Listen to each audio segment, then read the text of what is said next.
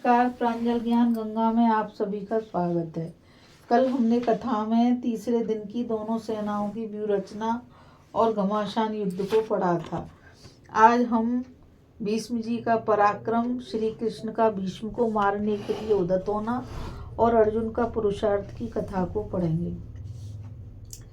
धृतराष्ट्र ने पूछा, संजय, जब मेरे दुखी पुत्र ने उकसाकर भीष्म को क्रोध दिलाया और उन्होंने भयंकर युद्ध की प्रतिज्ञा कर ली, तब भीष्म जी ने पांडवों के साथ और पांचाल वीरों ने भीष्म जी के साथ किस प्रकार युद्ध किया।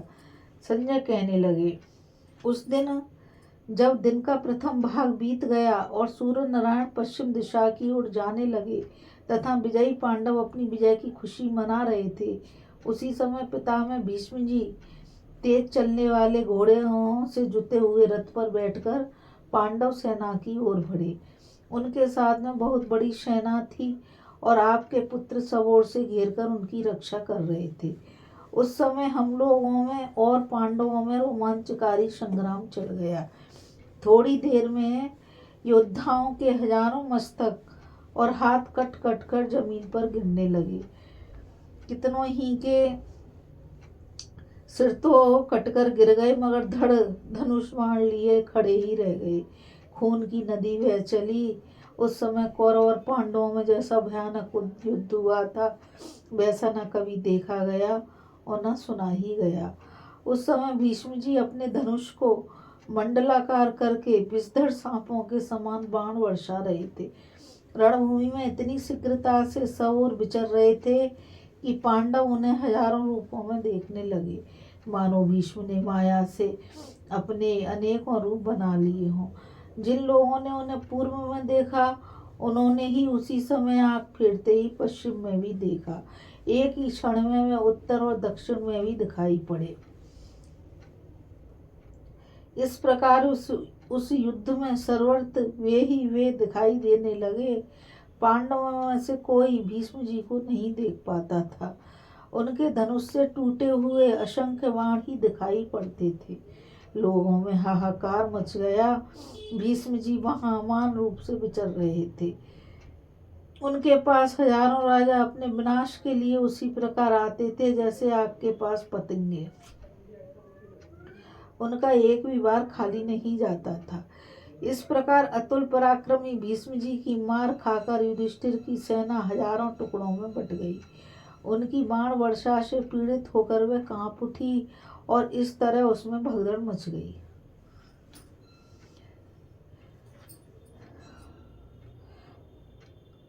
दो आदमी भी एक साथ नहीं भाग सकते थे, इतनी भयानक भगदड़ थी। इस युद्ध में देववश पिता ने पुत्र को और पुत्र ने पिता को मार डाला था। मित्र मित्र के हाथ से मारा गया।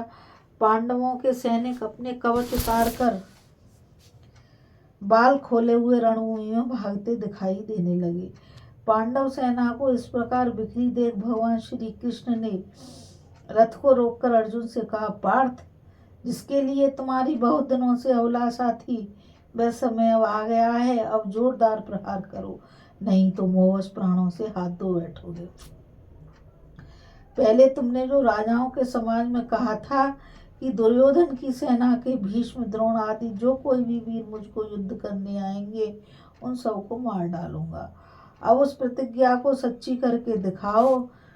अर्जुन, देखो तो अपनी सेना किस तरह तितर बितर हो गई है और ये राजा लोग काल के समान भीष्म जी को देखकर ऐसे भाग रहे हैं जैसे सिंह के डर से छोटे छोटे जंगली जीव भागते हैं। श्री कृष्ण जी के ऐसा कहने पर अर्जुन बोले, अच्छा, अब आप घोड़ों को हाँकिए और इस सैन्य सागर के बीच से होकर भीष्म जी के पास रथ ले चलिए। मैं अभी उन्हें युद्ध में मार गिराता हूँ। तब माधव ने घोड़ों को हाँक दिया और जहाँ भीष्म जी का रथ खड़ा था उधर ही बढ़ने लगे। अर्जुन को भीष्म जी के साथ युद्ध करने के लिए तैयार देख युधिष्ठिर की भागी हुई सेना लौट आई। अर्जुन को आते देख भीष्म जी ने सिंहनाद किया और उनके रथ पर बाणों की झड़ी लगा दी। एक ही क्षण में अर्जुन का रथ घोड़ों और सारथी के साथ बाणों से छिप गया, दिखाई नहीं दिया था। परंतु भगवान श्री कृष्ण तो बड़े धैर्यवान थे, वे जरा भी विचलित नहीं हुए। बोलो श्री कृष्ण भगवान की जय। बोलो श्री संत अर्जुन की जय। बोलो अर्जुन के बाबा भीष्म पितामह की जय। वे जरा भी विचलित नहीं हुए, घोड़ों को बराबर आगे बढ़ाई चले गए। इसी समय अर्जुन ने अपना दिव्य धनुष उठाया और 3 बाणों से भीष्म जी का धनुष काट कर गिरा दिया। भीष्म जी ने पलक मारते ही दूसरा महान धनुष लेकर उसकी प्रत्यंचा चढ़ा ली, किंतु उसे भी उन्होंने ज्यों ही खींचा अर्जुन ने काट दिया। अर्जुन की यह फुर्ती देखकर भीष्म जी ने उसकी प्रशंसा करते हुए कहा, महाभाव अर्जुन, तुमने खूब किया, यह महान पराक्रम तुम्हारे ही योग्य है बेटा। मैं तुम पर बहुत प्रसन्न हूँ, करो मेरे साथ युद्ध। इस प्रकार पार्थ की बढ़ाई करके दूसरा महान धनुष हाथ में ले वे उनके रथ पर बाणों की वर्षा करने लगे। भगवान श्री कृष्ण ने भी अपने अश्व संचालन की पूरी प्रवीणता दिखाई। वे रथ को शीघ्रता पूर्वक मंडलाकार चलाते हुए भीष्म के बाणों को प्राय विफल कर देते थे। यह देख भीष्म ने तीखे बाणों से श्री कृष्ण और अर्जुन को खूब घायल किया। फिर उनकी आज्ञा से द्रोण, विकर्ण, जयद्रथ, भूरिश्रवा, कृतवर्मा, कृपाचार्य, श्रुतायु, अम्बुवष्टपति, विष्ट, अनुविद और सुदक्षिण आदि वीर तथा प्राच्य, शौवीर, वशाति, शूद्रक और मालव देशीय योद्धा तुरंत ही अर्जुन पर चढ़ाए। वे हजारों घोड़े, पैदल, रथ और हाथियों के झुंड से गिर गए। उन्हें उस अवस्था में देख वीर सात्यकी सहसा उस स्थान पर आ पहुंचा और अर्जुन की सहायता में जुट गया। उसने युधिष्ठिर की सेना को पुनः भागती देखकर, क्षत्रियो तुम कहाँ चले, यह सत्पुरुषों का धर्म नहीं है। वीरों, अपनी प्रतिज्ञा न छोड़ो, वीर धर्म का पालन करो। भगवान श्री कृष्ण ने देखा कि पांडव सेना के प्रधान राजा भाग रहे हैं, अर्जुन युद्ध में ठंडे पड़ रहे हैं और भीष्म जी प्रचंड होते जा रहे हैं। यह बात उनसे सही नहीं गई। उन्होंने सात्यकी की प्रशंसा करते हुए कहा, शिनिवंश के वीर, जो भाग रहे हैं उनको भागने दो, जो खड़े हैं वे भी चले जाएं। मैं इन लोगों का भरोसा नहीं करता। तुम देखो, मैं अभी भीष्म और द्रोणाचार्य को रथ से मार गिराता हूँ। कौरव सेना का एक भी रथी मेरे हाथ से बचने नहीं पाएगा। अब मैं स्वयं अपना उग्र चक्र उठाकर महाव्रती भीष्म और द्रोण के प्राण लूंगा तथा धृतराष्ट्र के सभी पुत्रों को मारकर पांडवों को प्रसन्न करूंगा। कौरव पक्ष के सभी राजाओं का वध करके आज मैं अजात शत्रु युधिष्ठिर को राजा बनाऊंगा। इतना कहकर श्री कृष्ण ने घोड़ों की लगाम छोड़ दी और हाथ में सुदर्शन चक्र लेकर रथ से कूद पड़े। बोलो श्री कृष्ण भगवान की जय। उस चक्र का प्रकाश सूर्य के समान और प्रभाव वज्र के सदृश अमोघ था। उसके किनारे का भाग छुरे के समान तीक्ष्ण था। भगवान कृष्ण बड़े वेग से भीष्म की ओर झपटे। उनके पैरों की धमक से पृथ्वी कांपने लगी। जैसे सिंह मदांध गजराज की ओर दौड़े, उसी प्रकार वे भीष्म की ओर बढ़े। उनके श्याम विग्रह पर हवा के वेग से फहराता हुआ पीतांबर का छोर ऐसा शोभित हो रहा था मानो मेघ की काली घटा में बिजली चमक रही हो। हाथ में चक्र उठाए वे बड़े जोर से गरज रहे थे। उन्हें क्रोध में भरा हुआ देख कौरवों का संहार का विचार कर सभी प्राणी हाहाकार करने लगे।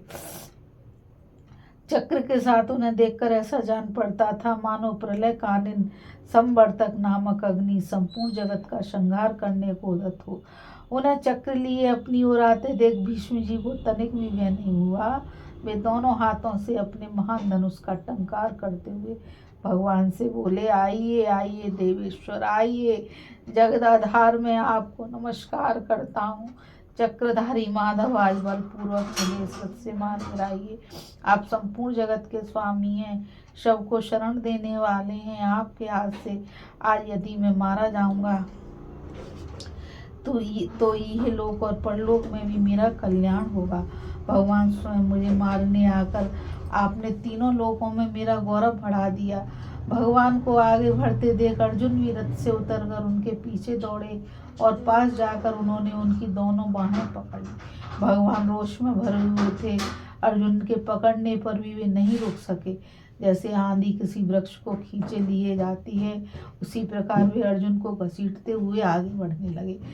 तब अर्जुन उनकी बाहें छोड़कर पैरों में पड़ गए।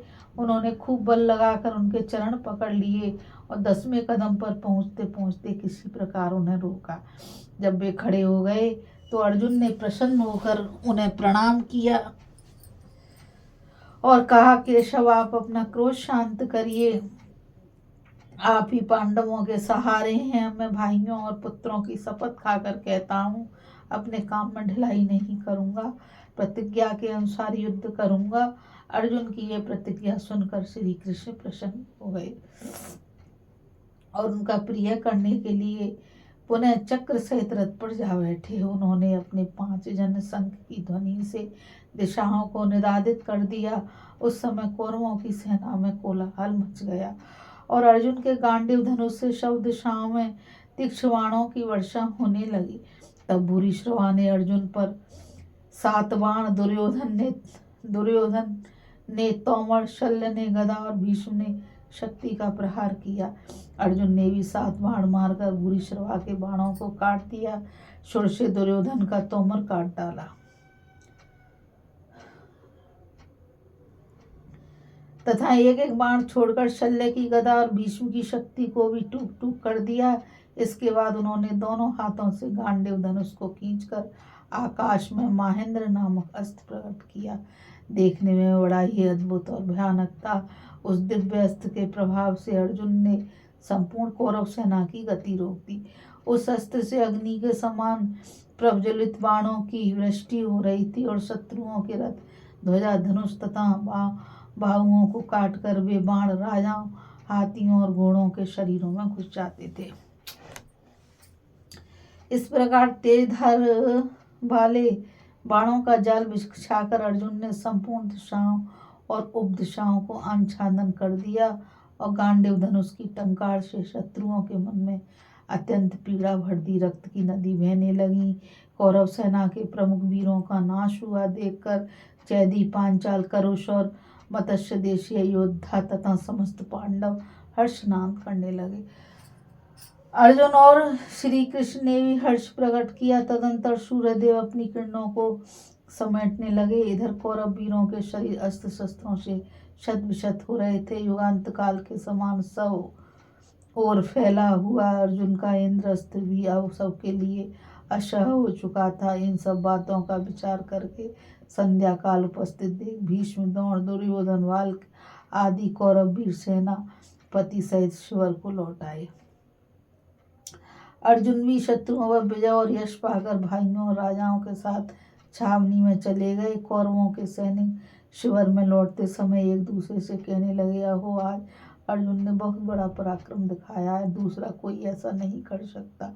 अपने ही बाहुबल से उन्होंने अम्बसठपति, श्रुतायु, द्रुमर्षण, चित्रसेन, द्रोण, कृप, जयद्रथ, बाल्क, भूरिश्रवा, शल्य और भीष्म पितामह सहित अनेकों योद्धाओं पर विजय पाई है। इस कथा में बस इतना ही। अभी हम कथा में भीष्म का पराक्रम, श्री कृष्ण का भीष्म को मारने के लिए उद्यत होना और अर्जुन का पुरुषार्थ की कथा को पढ़ रहे थे।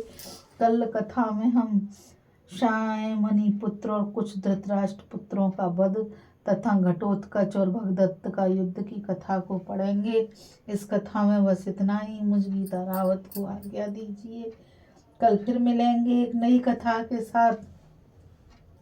और मैं आप सभी से यही कहना चाहूँगी कि इस चैनल को ज़्यादा से ज़्यादा लाइक, शेयर और सब्सक्राइब करिए ताकि यह अमूल्य ज्ञान अधिक से अधिक लोगों तक पहुँच सके। इस कथा में बस इतना ही। राधे राधे। जय श्री कृष्णा। नमस्कार।